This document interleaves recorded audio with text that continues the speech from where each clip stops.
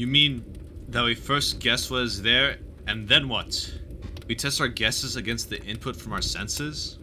Yes. I see. And then we hone our guesses and then fashion the best ones into a sort of waking dream of reality. Yes. A waking dream that corresponds to reality.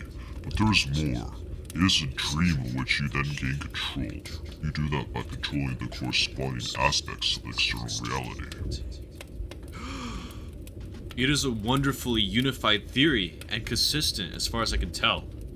But am I really to accept that I myself, the thinking being that I, has no direct knowledge of the physical world at all, but can only receive arcane hints of it through flickers and shadows that happen to impinge on my eyes and other senses, and that what I experience is really, in reality, is never more than a waking dream composed of conjectures originating from within myself?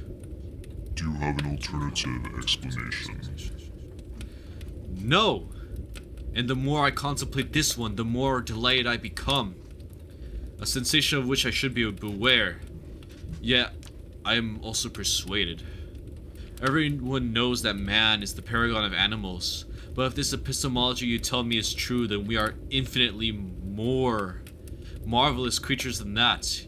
Here we sit, forever imprisoned in the dark, almost sealed cave of our skull, guessing.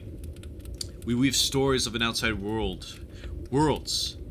Actually, a physical world, a moral world, a world of abstract geometrical shapes, and so on. But we are not satisfied with merely weaving, nor with mere stories. We want true explanations, so we seek explanations that remain robust when we test them against those flickers and shadows, and against each other, and against criteria of logic and reasonableness and everything else we can think of. And when we can change them no more, we have understood some objective truth, as if that were not enough. What we understand, we then control. It is like magic, only real. We are like gods. Well, sometimes you discover some objective truth and exert some control as a result, but often when you think you have achieved any of that, you haven't. Yes, but having discovered some truths, can we not make better guesses and further criticisms and tests, and so understand more and control more, as Xenophon says? Yes.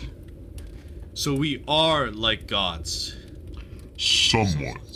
And yes, to answer your next question, you can indeed become ever more like gods in ever more ways, if you choose to, though you will always remain fallible.